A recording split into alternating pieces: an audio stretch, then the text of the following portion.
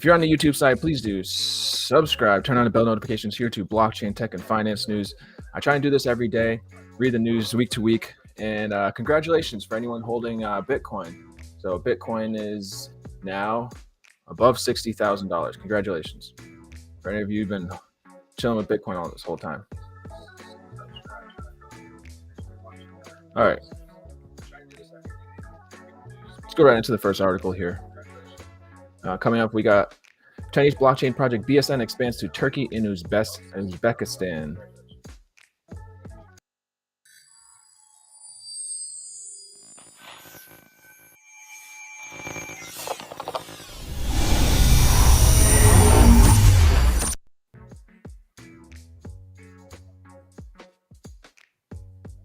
And chat with me. Let me know in the description chats what you'd like to see here on Blockchain Tech and Finance News. And we'll chat amongst each other. So we got Chinese blockchain project BSN expands to Turkey and Uzbekistan. Chinese blockchain project BSN comes to Turkey and Uzbekistan after launching the BSN Hong Kong and Macau portal. The Chinese government-backed blockchain project, the blockchain-based service network, BSN continues expanding its global presence by setting up 2 new portals in Turkey and Uzbekistan.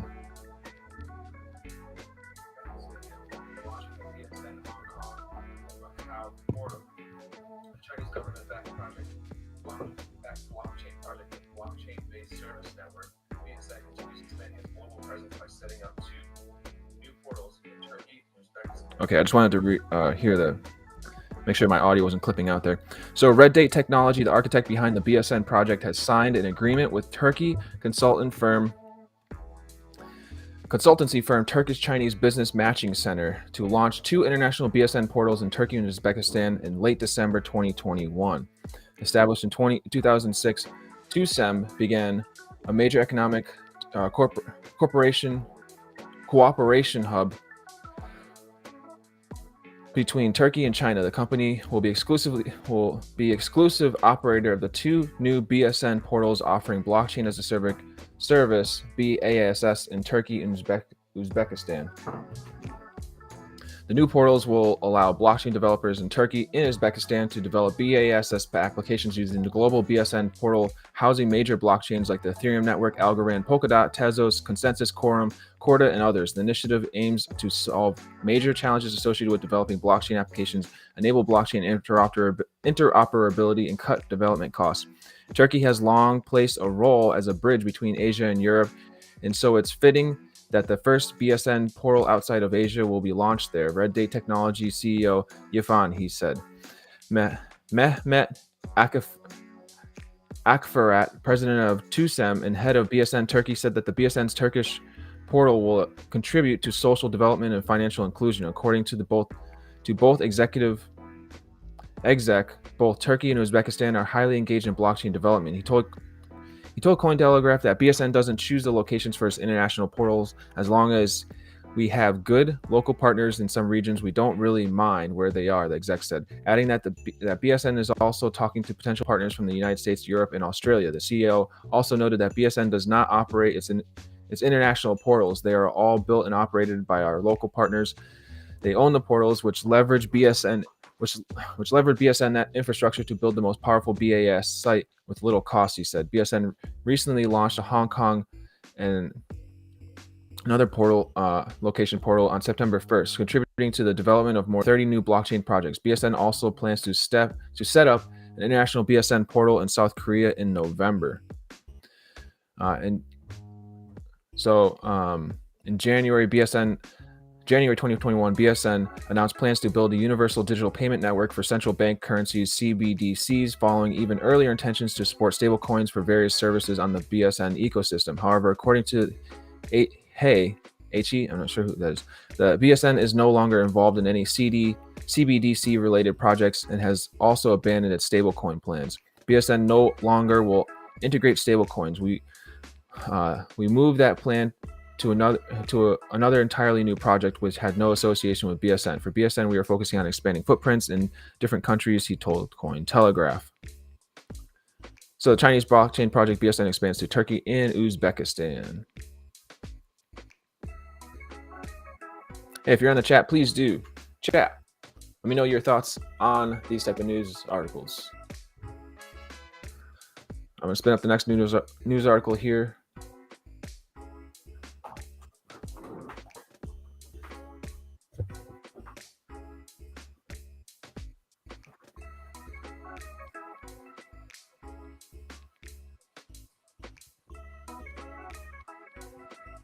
All right, next up coming, we have United Masters partners with Coinbase to let artists get paid in cryptocurrency. Let's go.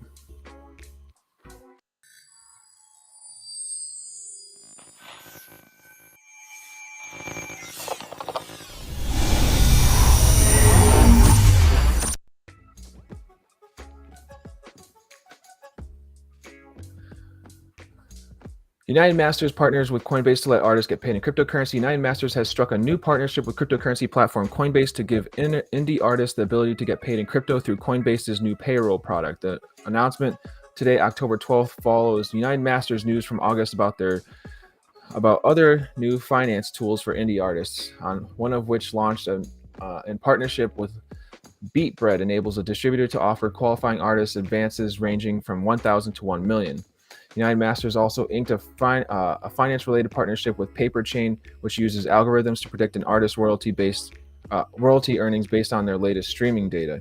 Artists using United Masters can now choose to be paid in US dollars or in a cryptocurrency of their choice. The artists can also use Coinbase's full product of offerings, including spending, earning, trading, and borrowing. United Masters says that the goal is to create more financial opportunities, equity, and transparency to be to the dedicated rising musicians utilizing our platform and to level the playing field so that they can stay independent and in control of their prospective futures.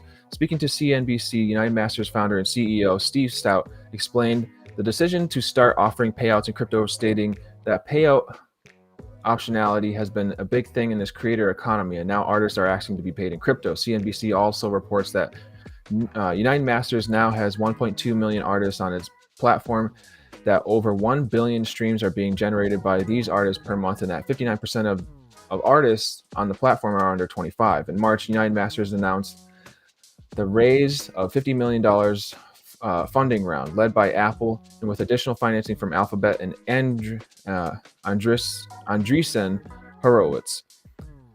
Horowitz, I guess.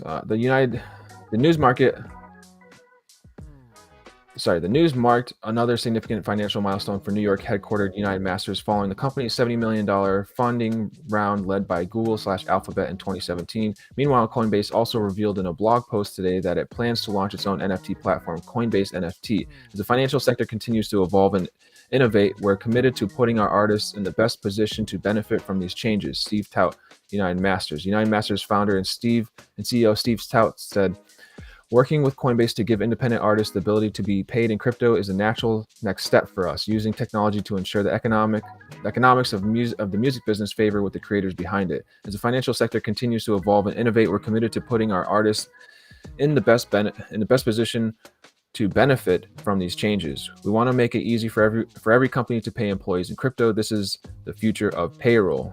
So this is someone from Coinbase.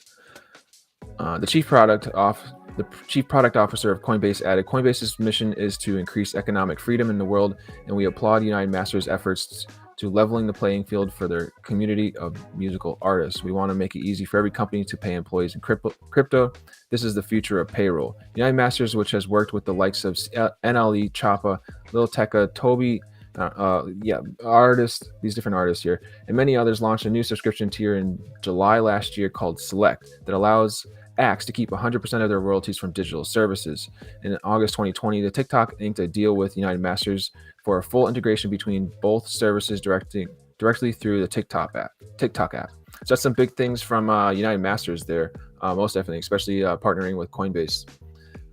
So, more crypto adoption. Let's go.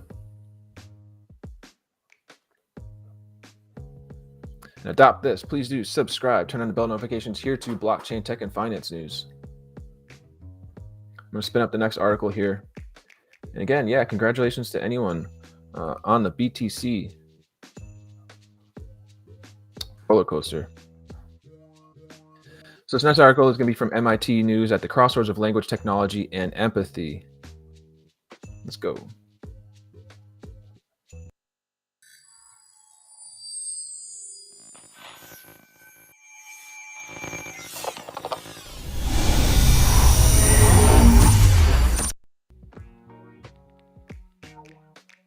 Just from MIT News, from Ali Armijo. Hopefully I pronounced that name correctly. An MIT News correspondent at the crossroads of language, technology, and empathy. With a double major in linguistics and computer science, senior Rajul Gandhi works to surmount language and cultural barriers globally and on campus. Rajul Gandhi's love of reading blossomed into a love of language at age 6 when she discovered a book at a garage sale called What's Behind the Words. With forays into history, etymology, and language genealogies, the book captivated Gandhi, who as an MIT senior, remains fascinated with words and how we use them. Growing up partially in the US and mostly in India, Gandhi was surrounded by a variety of languages and dialects. When she moved to India at age 8, she could already see knowing the Marathi language allowed her hopefully I pronounced this right. Marathi language allowed her to connect more easily to her classmates. An early lesson in how language shapes our human experiences. Initially thinking she might want to study creative writing and theater, Gandhi first learned about linguistics in its own field to study and through an online course in 9th grade. Now a linguistics major at MIT, she is studying the structure of language from the syllable to sentence level and also learning about how we perceive language. She finds the human aspects of how we use language and the fact that languages are constantly changing particularly compelling. When you learn to appreciate language, you can appreciate culture, she says. Communicating, connecting with a technological assist. Taking advantage of MIT's Global Teaching Labs program, Gandhi traveled to Kazakhstan in January 2020 to teach linguistics and biology to help school students, and especially those lacking a solid grasp of the language. She cautiously navigated conversations with her students and hosts. However, she soon found that working to understand the language, giving culturally relevant examples, and writing her assignments in Russian, Kazakh, allowed her to engage more meaningfully with her students. Technology also helped bridge the communication barrier between Gandhi and her Russian-speaking host father, who spoke no English. With help from Google Translate, they bonded over shared interests, including 1950s and 60s Bollywood music. As she began to study computer science at MIT, Gandhi saw more opportunities to connect with people through both language and technology, thus leading her to pursue a double major in linguistics and computer science and electrical engineering. The problems I understand through linguistics, I can try to find solutions through computer science, she explains. Energized by ambitious projects, Gandhi is determined to prioritize social impact while looking for those solutions. Through various leadership roles in on-campus organizations during her time at MIT, especially in the student-run education studies program ESP, she realized how much working directly with people and being on the logistical side of large projects energizes her. With ESP, she helps organize events that bring thousands of high school and middle school students to campus each year for classes and other activities led by MIT students. After her second directing program, Spark 2020, was canceled last March because of the pandemic, Gandhi eventually embraced the virtual experience. She planned and co-directed a virtual program, Splash 2020, hosting about 1,100 students.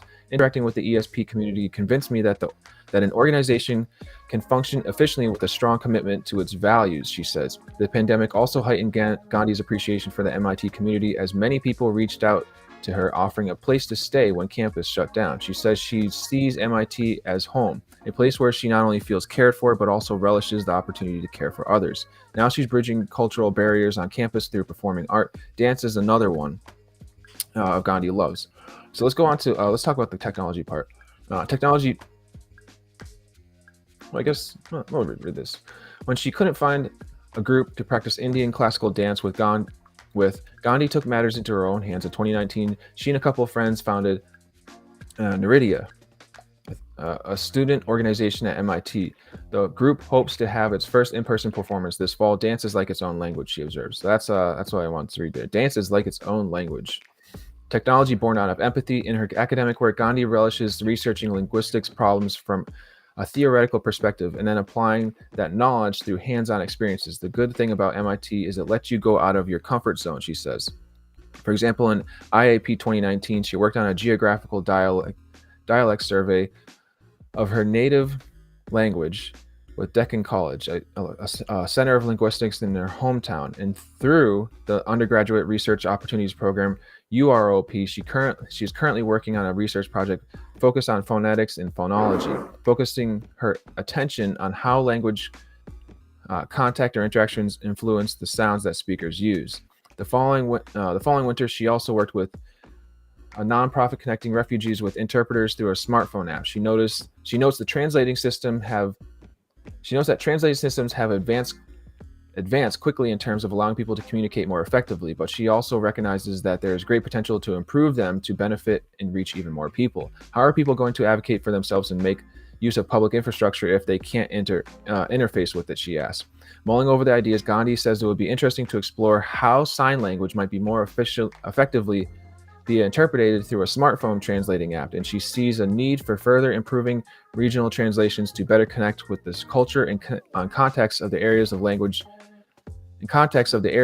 is spoken in, accounting for dialect differences and new developments. Looking ahead, Gandhi wants to focus on designing systems that better integrate theoretical developments in linguistics and making language technology widely accessible. She says she finds the work of bringing together technology and linguistics to be most rewarding when it involves people, and that she finds the most meaning in her projects when they are centered around empathy and others' experiences. The technology born out of empathy is a technology that I want to be working on, she explains. Language is fundamentally a people thing. You can't ignore the people when you're designing technology that relates to language, and I agree with that most definitely. So this is MIT at the crossroads of language, technology, and empathy. So it'd be really cool to see what kind of technology and devices maybe that fruitions out of this person's life work into this type of stuff. Cool stuff. Let's go right on to the next article. Keep spinning these up. We got a handful of other articles, and also do some general news here as well on the top of things. Sorry about earlier. If you were earlier, I was like smashing my mic on the desk and thinking how to get this thing to work, and I guess it's just done for. I'm not sure. Anyways, let's get this next article up. Please do subscribe, turn on notifications here to blockchain, tech, and finance news. Let's go.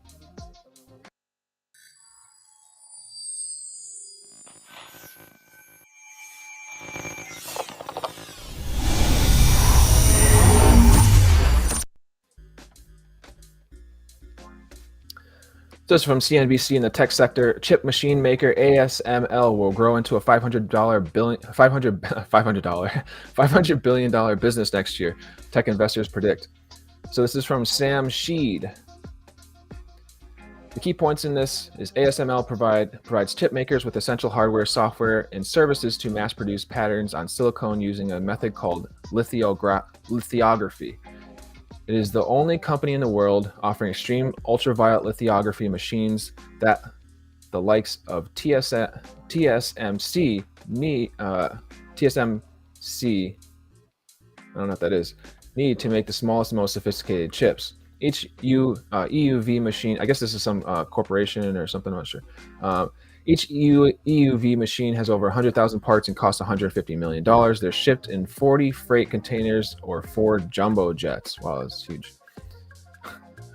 London, ASML, a Dutch firm that makes high-tech machines used in semiconductor manufacturing, will see its market value climb from $302 billion to more than $500 billion next year, according to two tech investors. Nathan Benaich, founder and general partner of boutique VC firm Air Street Capital, and Ian Hogarth, who sold his AI startup Songkick to Warner Music Group, wrote in their annual State of AI report Tuesday that Europe's largest tech company is the little-known linchpin in the global semiconductor industry. Founded in 1984, ASML provides chip makers with essential hardware, software, and services to mass-produce patterns on silicon using a method called lithography.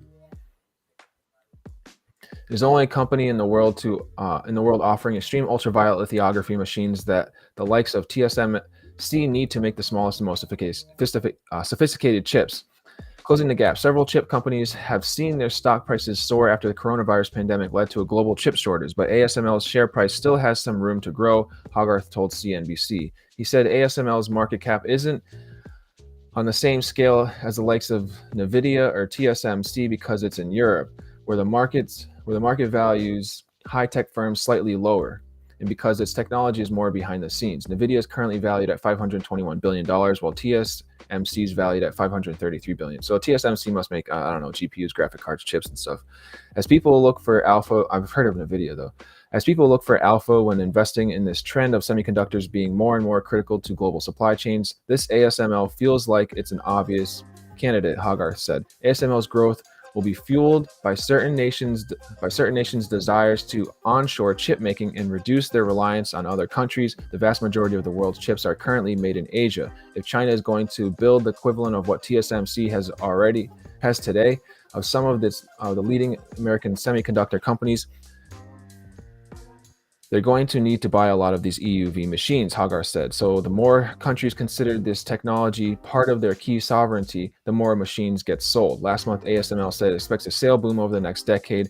It believes annual revenue will hit 24 to 30 billion euros, 28 to 35 billion dollars by 2025, with gross margins up to 54% and 56%. The prediction is significantly higher than the 15 to 24 billion euro range it had previously forecast.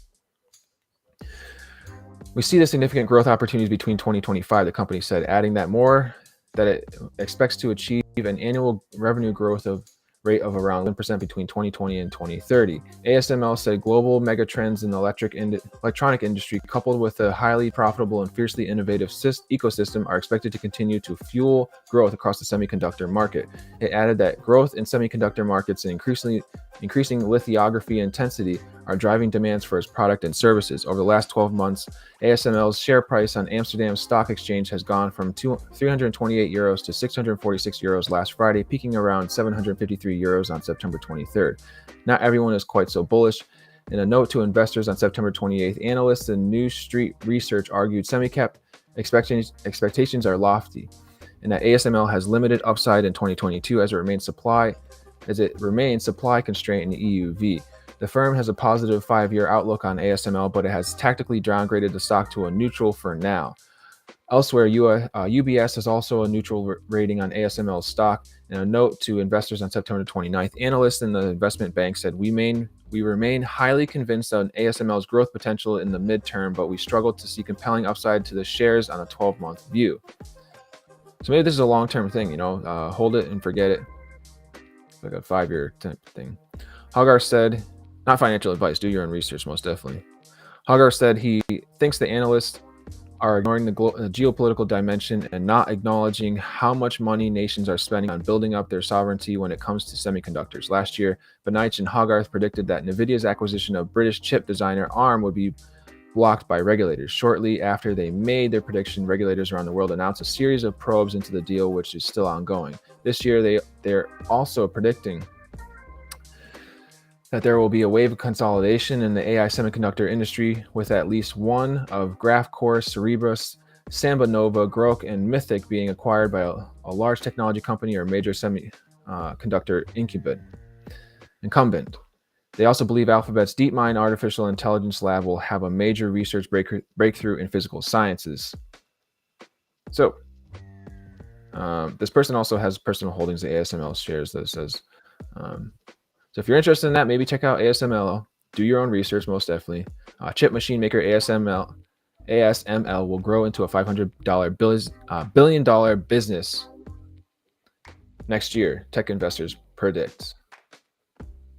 Again, if you're in the chat side, chat. I can see your chats in the description on the Twitter side, Twitch, Facebook, wherever you are. Go ahead and chat. Let me know your thoughts and opinions on this in any regards. And again, if you're holding Bitcoin, congratulations to you. If you're on the YouTube side, please do subscribe, turn on the bell notifications to blockchain, tech, and finance news. I try and do this at best every day through the week. I take the weekends off. Unless it's something really important on news-wise, I will definitely cover it, surely. Took a break from this for a while, and just kind of going back into it, I'm going to spin up this next article. Well, we have Next coming up is sorry there. But technique weakness. This is from another one from CNBC. Is tech weakness is a major buying opportunity for investors via Investco. Let's go.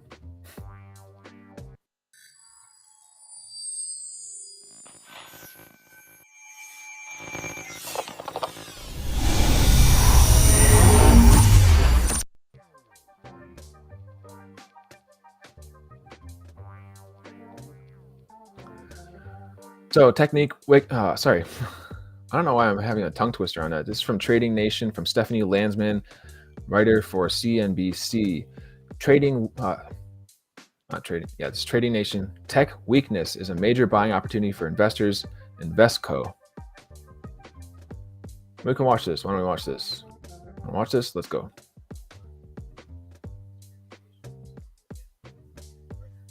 You know that tech stock we talked about? I picked up 500 shares. You get in at a good price? Oh, yeah. Schwab saved you how much? It's time to trade on Schwab, where you get price improvement on 92% of orders. Schwab, the better place for traders. You remain a believer. Tell us why. Well, because simply, Seema, I think that technology over the longer term is going to benefit from increased corporate spending. What we're seeing is greater budget devotion to tech spends, and that's in a variety of areas, from software to cybersecurity. This is an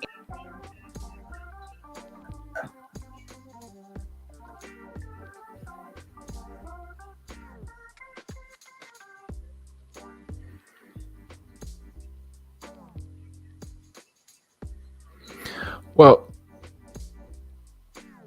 let's keep reading this. Investors may want to hit the buy button next time technology stocks sell off. Am I still on here? Yes. All right, cool. Investco's Christina Hooper contends the group is playing a crucial role in corporate America's desire to boost productivity. Technology over the longer term is going to benefit from increased corporate spending, the firm's chief global market strategist told CNBC's Trading Nation on Friday. There's a lot of excitement there, but she suggests investors will need some patience. We may not see it in the short term, short run, just because the yields are going up, added Hooper. Wall Street's affinity for tech is waning, chiefly because the 10-year Treasury note yield is ticking higher. The yield hit a high of 1.617% during Friday's trading. That's highest level since June 4th. Growth stocks, which include tech, typically underperform in a rising rate environment because it puts pressure on profits. Over the past 4 weeks, the tech-heavy NASDAQ is off more than 5% from its all-time high. Hit on September 7th, it fell 74.48 points on Friday to close at 14,579.54. But the index eked out a positive weekly performance by gaining 0.09%. Hooper acknowledged the near-term backdrop favors cyclicals over tech. However, she believes it's temporary and expects areas from software to cybersecurity to see significant benefits. There's also going to be more spending by individuals. There's elevated household net worth, she noted. To take advantage of the bullish trend and unlock in robust profits, Hooper recommends having a 3 to 5 year time horizon. This is a great medium and long-term play, Hooper says. So maybe she's got some financial advice there for you on tech weakness is a major buying of opportunity for investors from Investco. Like people like that AMSL on the chip producers. All right, so I'm going to spin up this next article here and keep on reading through these. I've got 3 more articles, and I will look something up. I try and keep these streams around 15 to 30 minutes at best. But usually they go around 45 to an hour based on the amount of news that's going on.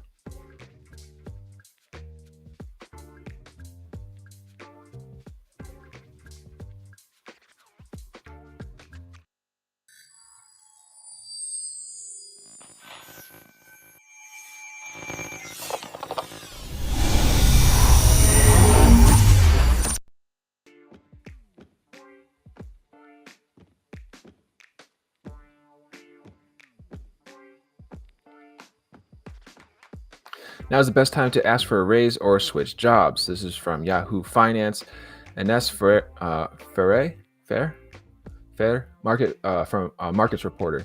Now is the time to hit your boss up for a raise or even look for a new job, says one economist. Worker power is so high right now that leverage is there because of the tight labor market. Glassdoor senior economist Daniel Zhao told Yahoo Finance Live. Demand for workers is still red hot. Now is a time to go ask for that raise or even ask for more benefits or more flexibility in the work arrangements, said Zhao. Employers right now are not just raising wages, they're also throwing everything in the kitchen sink at offering new benefits or experimenting with new perks. The economy added a disappointing 194,000 jobs last month, far below the more than 500,000 expected. Labor supply shortages have forced employers to raise wages in order to attract talent. Quite frankly, if your employer is not willing to meet you where you are and what you want, then right now there are other opportunities out there, says Zhao. Like the grass is actually greener. And so I would just encourage job seekers and employees alike to consider whether now is the right time to ask for a raise or to look for a new job.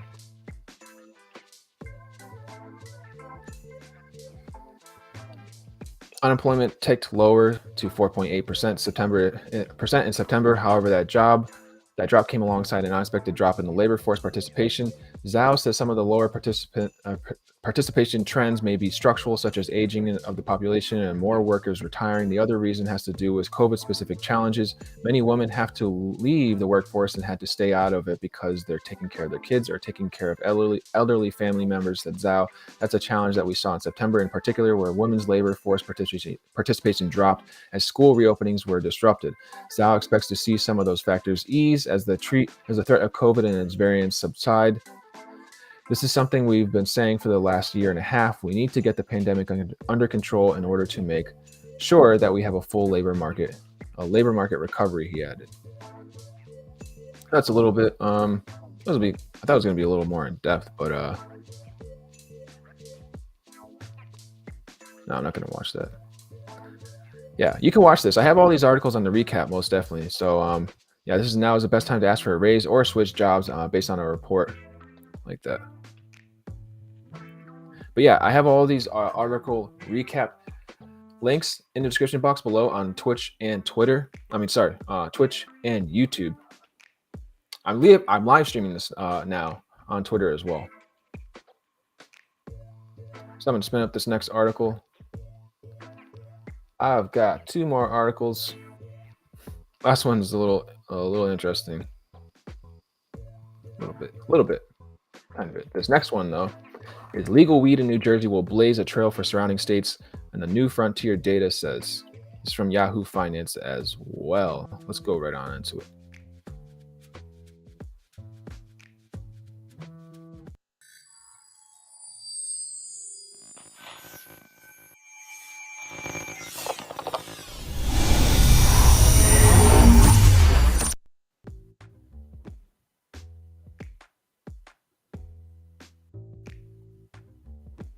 All right, so legal weed in New Jersey will blaze a trail for surrounding states, New Frontier data says. This is from Thomas Hume and Isan Fanosi. Marijuana sales will become available in New Jersey beginning early next year, according to analysts from New Frontier Data, a research data and analytics company focused exclusively on the cannabis industry. The legalization of cannabis in New Jersey has been a work in progress since November 2020, when a public referendum to legalize its recreational use was passed by a significant majority. The effective legalization has been delayed for several months, however, as dispensaries in around the Garden State await the go-ahead to open their doors to regular retail customers. As far as I know, February 2022 is still the date for available adult use cannabis in New Jersey. John Kaga, Chief Knowledge Officer in New Frontier Data, told Yahoo Finance. And once that happens, Kaga says an influx of consumers from nearby states can be expected. In addition, he believes that full recreational legalization in New Jersey will push states like Maryland, Delaware, and Pennsylvania to do the same. In the growing pains, the illicit market in New Jersey and the surrounding areas has had a heavy influence on weed prices, and even when dispensaries do begin sales in retail, to To retail customers, however, Casey Morrissey, New Frontiers Data Senior Director of Industry Analytics, said that regular heavy consumers will still continue to purchase the majority of their cannabis from the illicit market. There's an extremely strong illicit market in New Jersey, New York, and there will be obviously no matter what the prices are, Morrissey said. There's always in every new market sort of the novelty of now purchasing from the legal market. So there's always a big hustle bustle in the beginning. In addition, Morrissey expects supply chain issues to accompany the anticipated February 2022 initializations of sales, and this is caused by the influx of consumers who want to try legal cannabis for the first time. In the beginning usually causes some product shortfalls, she said, but after a few months of that initial excitement, the prices are set. With tax policy accounting, prices people are seeing are much higher than the illicit markets. That demand will then taper off, and people will have bought a couple of products in the legal market as novelty. Products with concentrated Delta-9 tetrahydrocannabinol, also known as Delta-8 THC, has also gained popularity in the tri-state area recently as the substance exploits a cannabis loophole in state law, making them readily available to smoke at shops and other stores. They can come in the form of gummies and chocolate bars and pre-rolled joints and beef and even beef jerky. The FDA recently issued a warning regarding Delta-8 products, stating the cannabis products may pose serious health risk. According to Morrissey, the full legalization of cannabis in New Jersey will significantly diminish the demand for Delta-8 products in the state. Once you legalize the full plant, I don't think people are seeking out something like Delta-8 in isolation, Morrissey said. I think it's kind of a workaround for legalization for getting high because there's some small, however diminished psychoactive effect for Delta-8. NJ setting precedents in the state. In the case of weed pilgrimages, Kyga believes that New Jersey will experience an ability to draw consumers from surrounding markets with recreational cannabis laws may be more stringent for the time being. Given that there may be a period in which New Jersey is the only full operational adult use market in the mid-Atlantic corridor, he expects New Yorkers and Pennsylvanians alike to flock to the Garden State. Kyga stated that the volume of cannabis tourism will depend on the number of businesses approved for sale, as well as where these businesses are located in relation to surrounding states. The ability to draw consumers from New York, Pennsylvania, Delaware, Maryland, etc., I think will be an important opportunity for the state's adult use market, at least until New York and other surrounding markets start to activate their own adult use programs, Kyga said. Currently, 18 states have legalized marijuana for recreational use, while 13 other states have decriminalized, and the legalization process in New Jersey may lead to other states embracing marijuana. How long? Okay, this is almost done. We absolutely think it's going to have an effect on other state policies, she said. So, in fact, the passage of the dope use measures in New Jersey, we think served as an accelerant to the legislative debate around legalization in New York, which became adult use legal in 2019, is still in the process of formalizing these regulations. They are moving more slowly than New Jersey in that regard, Kyga said. But I think part of the impetus to finally address this issue in New York was the approval of adult use in New Jersey. In the adjacent states, Maryland, Delaware, and Pennsylvania, recreational use is still illegal though developments have been made in the past few years. Earlier this year, Delaware Representative Ed Osiensk introduced a bill to legalize recreational adult use cannabis in the General Assembly. It does tend to be a regional contagion effect, where when one jurisdiction will legalize recreational marijuana, the surrounding municipalities or jurisdictions will see there are consumers going into the market and spending money there that their home state could have been earning, he added, and that tends to serve as an accelerant for the discussion. Once New Jersey's legal environment for adult recreational use of marijuana becomes more fleshed out, Kyga said other states may be forced to reconsider their positions. We don't think there's going to exert quite a bit of pressure on the surrounding states to also follow we do think that's going to exert quite a bit of pressure on the surrounding states to also follow suit. All right, so that's that for that. Let's go right on to this final article. So especially there's a lot of companies that are publicly traded companies that are dealing in the growth and the technologies of the legalized and medical adult use cannabis marketplace. So a lot of them are Canada, most definitely. Let's go right into this finalized article I have here. Again, if you're on the YouTube side, please do subscribe, turn on bell notifications here to blockchain, tech, and finance news. I try and do this at best every day.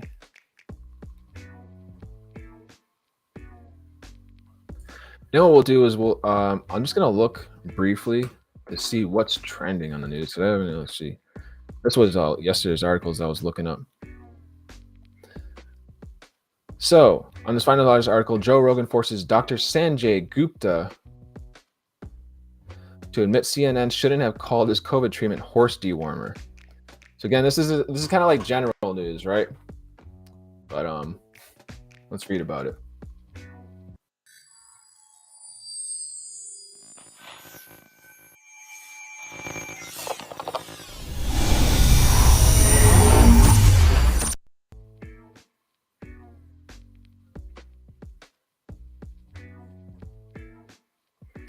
Joe Rogan forces Dr. Sanjay Gupta to admit CNN shouldn't have called his COVID treatment horse dewormer. Rogan asked the CNN correspondent, "Do you think that that's a problem that your news network lies?"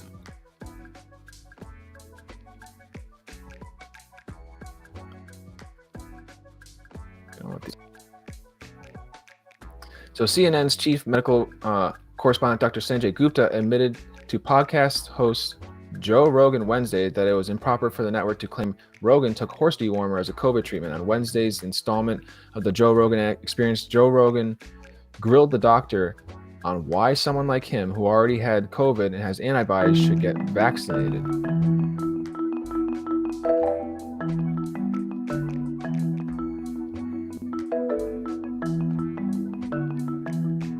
Those are that noise is coming from.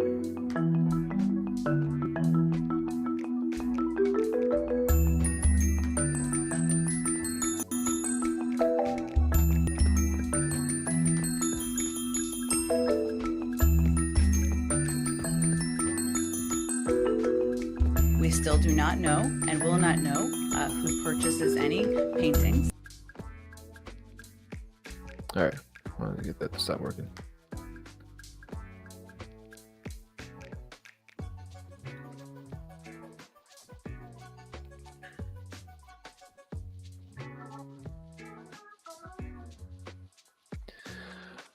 All right.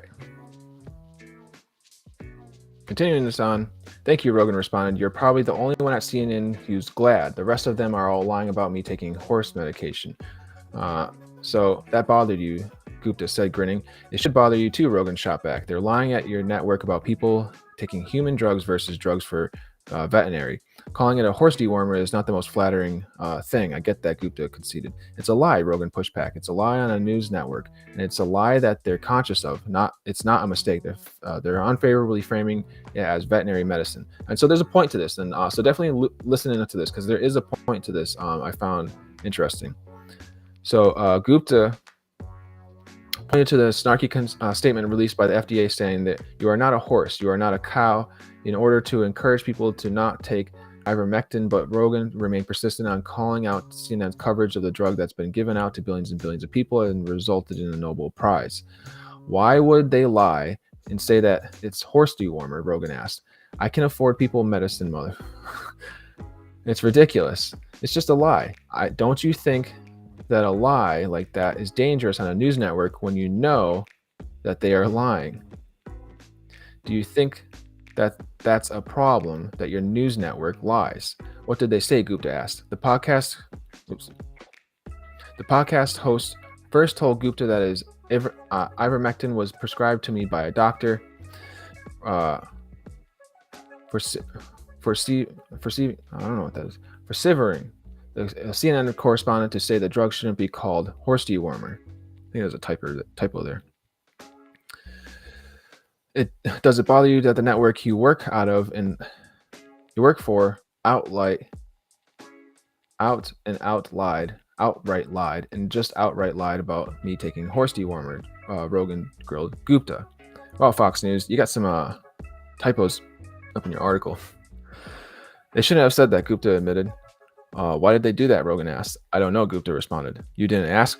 You're the medical guy over there, Rogan explained. I didn't ask, Gupta said. I should have asked before coming on this podcast. So Rogan asked Sanjay Gupta if it bothers him that CNN outright lied about the Rogan taking horse dewormer to recover from COVID. This is fantastic. We can watch this. That'll be interesting.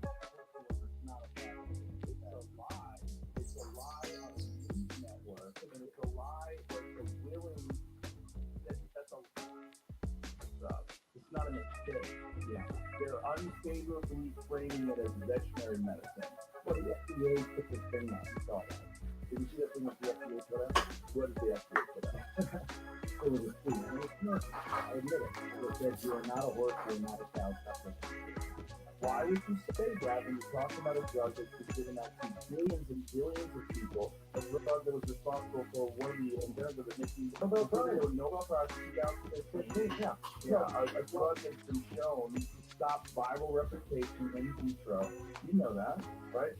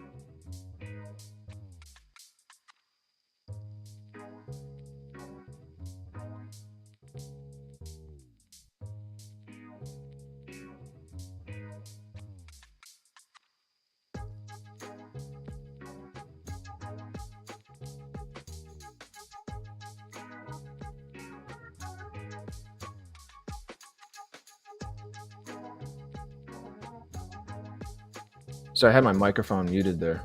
I won't mute that again. So Gupta denied Rogan's claims that CNN made the claims with such glee before playing a clip of Outfront anchor Aaron Burnett calling ivermectin a livestock drug. I don't think Aaron had glee, Gupta reacted. Well, it's more Brian Stelter who was the gleeful one, Rogan replied, referring to CNN's left-wing media guru. The point is that it's a lie. It can be used for humans. Get it, Gupta said. Not just could be used for humans, is often used for humans along with other drugs that I took. All human drugs, the podcast host said.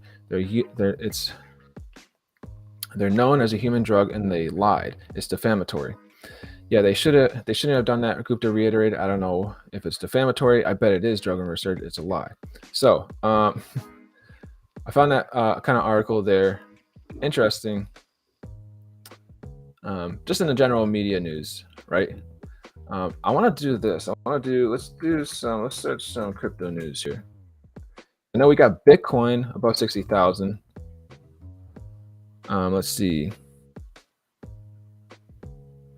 Second largest U.S. mortgage lender ditches its plan to accept payments in Bitcoin. JP Morgan, Apple, and crypto investments in the spotlight. U.S. Treasury alerts crypto firms to play a role in preventing ransomware. Steam bans games that allow cryptocurrency and NFT trading. Wow, that's not good. That's kind of okay. I will touch upon that on Monday. Actually, you know what? Let's read it. Let's go in here. Let's read why. Steam bans games. I will get this article and put it in here. We'll just keep reading through these. We'll just hang out, do some news today. Chat with me. Let me know in the chats. You got anything you'd like to see covered here? If anyone's even watching. Steam bans games that allow cryptocurrency and NFT trading. Hopefully not late night. I think so. All right. Steam will no longer allow games that enable NFT non-fungible token and cryptocurrency trading through the blockchain. Steam's onboarding page for Steamworks users and partners now states that they shouldn't publish applications built on blockchain technology that issues or allow exchange of cryptocurrencies or NFTs on Steam. The rule was added at some point after October 6th, according to the version of the page. And I have a feeling that my personal belief in this is because Steam has a marketplace of gaming skins that you can buy and sell among each other, and they make fees and they get money that you load onto there with your debit cards. I've done it with PUBG skins, and there's a marketplace of buying and selling PUBG skins and items, in-game items that you load into your balance in Steam and you purchase, and then you can resell and stuff like that. Some developers have spoken out about this rule. Space Pirate Games, the studio behind the sci-fi action adventure title called Age of Rust, said Valve was booting blockchain games off of Steam because NFTs have value. Some puzzles in Age of Rust, which is in development, will reward players with NFTs as achievements. Steam's point of view is that items have value and they don't allow items that can have real-world value on their platform. Space Pirate said the developer plans to publish the game elsewhere, but there is items on there that have like a real-world value. I guess it's just, I mean, I don't see any difference. I can take my PUBG skin and my bandana and I can sell it to someone more than for when I bought it for. And if someone buys it, then they bought it and they use it in the game. It's a real-world value because we're in a real world, in a game that works in the real world, I guess. At least an example of PUBG. So I don't, maybe they just had to do some more development and put the NFT marketplace into Steam. Geez, let's be a little more innovative here, Steam. Community, a few minutes ago, we were notified that Steam will be kicking all blockchain games off the platform, including Age of Rust, because NFTs have value. Behind the scenes, we had good communication and have been upfront with Steam. Blockchain games NFT 104. So there's a little article here, the rules and guidelines.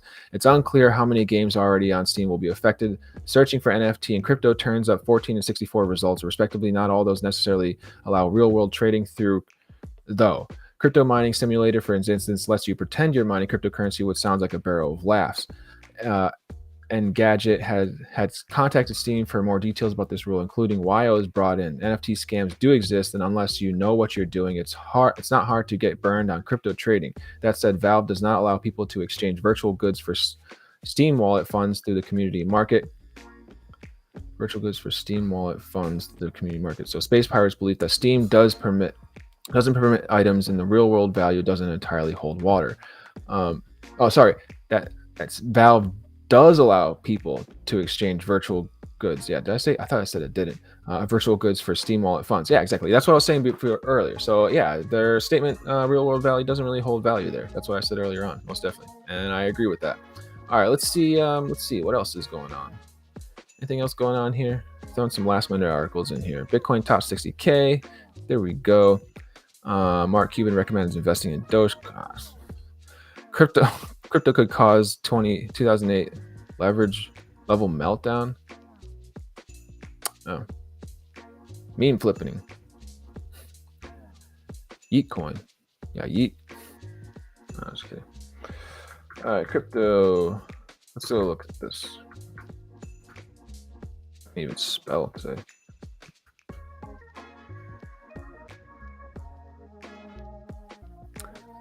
Yeah, kind of same stuff. Dueling visions of U.S. Cryptocurrency regulation. Second biggest mortgage provider. Yep. All right. Let's do some blockchain news, and then we'll close out this if we don't find anything. Binance starts 1 billion crypto. Yeah, we know that. Saw that one. Blockchain says it posted 1.5 billion in revenue. Blockchain.com. Coinbase says U.S. should create a new cryptocurrency regulator. Yes, Sri Lanka appoints committee to implement crypto mining and blockchain analytics. Yeah, so I think that's about it. Yeah, that's all we got for today. That's all we've got today. If you're on the YouTube side, please do subscribe, turn on the bell notifications here to blockchain tech and finance news. I hope you have a great and safe day today. This was an hour and 9 minutes. I usually try and keep these around 15 to 30 minutes at best with short articles, or 45 minutes to an hour at most. And we're drawing after that hour. See y'all back tomorrow. Oh no, sorry, not on the weekend. Unless there's something really important going on, I'll be back on the weekends. Typically, I don't stream on the weekends, blockchain tech and finance news, but I'll see y'all on Monday. Have a great and safe weekend wherever in the world you are. God bless your kind hearts. Stay well and safe. Peace be with you. Cheers. Ciao. Onamashi gas.